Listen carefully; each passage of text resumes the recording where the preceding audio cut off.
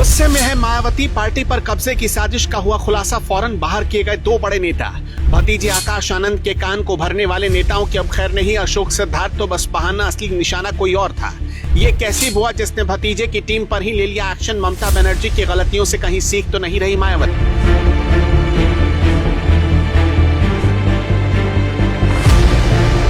याद है ना ममता बनर्जी, जो अपने भतीजे अभिषेक बनर्जी पर इतना भरोसा करने लगी कि उनकी पूरी पार्टी ही डूब गई और शर्मनाक हार मिली। कहीं उसी से सबक लेकर मायावती ने एक नया रास्ता तो बनाने की कोशिश नहीं कर ली। रविवार को मायावती ने एक्स पर एक पोस्ट डाली और अपने ही घर के आदमी को पार्टी से बाहर कर दिया, वो भी हमेशा हमेशा के लिए। साफ लिख दिया कि अब कभी वापसी नहीं होगी। जिसे निकाला वो थे अशोक सिद्धार्थ, पूर्व राज्यसभा सांसद, और आकाश आनंद के ससुर, यानी मायावती के अपने परिवार का मामला है। लेकिन उसी पोस्ट में एक और नाम था जिस पर किसी की नजर नहीं गई, और असली कहानी वही नाम खोलता है, जिसका नाम है रणधीर सिंह बेनीवाल। पहले ये देख लीजिए कि हुआ क्या। शनिवार को मायावती ने अशोक सिद्धार्थ से दिल्ली, कर्नाटक, ओडिशा और पश्चिम बंगाल की जिम्मेदारी वापस ले ली। उसी दिन रणधीर बेनीवाल से पंजाब, हिमाचल और जम्मू कश्मीर छीन लिया, और ठीक अगले दिन रविवार को दोनों को पार्टी से बाहर का रास्ता दिखा दिया गया। मायावती का कहना है कि इन राज्यों से लगातार शिकायतें आ रही थी कि ये लोग अपनी मनमानी कर रहे हैं और पार्टी जो कह रही है वो नहीं सुन रहे हैं। कई बार समझाया गया लेकिन कुछ नहीं बदला। अशोक सिद्धार्थ के साथ ऐसा पहली बार नहीं हुआ है। 12 फरवरी 2025 को भी उन्हें पार्टी से बाहर निकाला गया था, और तब आरोप ये था कि वो पार्टी के अंदर अपना अलग गुट खड़ा कर रहे हैं। उससे पहले महाराष्ट्र के चुनाव में टिकट बंटवारे पर वो प्रदेश अध्यक्ष को साथ लेकर नहीं चल रहे थे। करीब 6 महीने बाद सितंबर 2025 में उन्होंने सबके सामने माफी मांगी और मायावती ने माफ करके वापस ले लिया।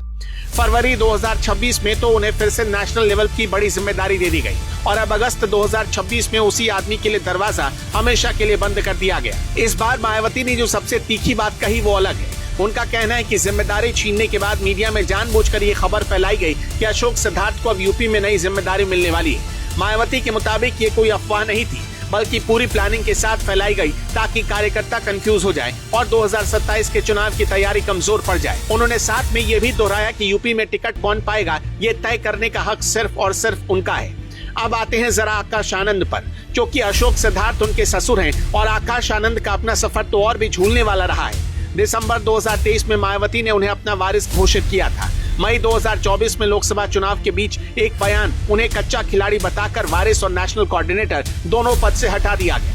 सिर्फ 47 दिन बाद जून 2024 में उन्हें वापस बुला लिया गया। फिर मार्च 2025 में उनसे सारे पद छीन लिए गए। अब तारीखों को जोड़कर देखिए तो सारा खेल समझ में आ जाता है। फरवरी 2025 में ससुर बाहर हुए और अगले ही महीने मार्च 2025 में दामाद के भी सारे पद चले गए। मई 2025 में आकाश की वापसी हुई और उन्हें चीफ नेशनल कोऑर्डिनेटर बना दिया गया, और उनके नीचे 3 नेशनल कोऑर्डिनेटर रख दिए गए, रामजी गौतम, रणधीर बेनीवाल और राजाराम।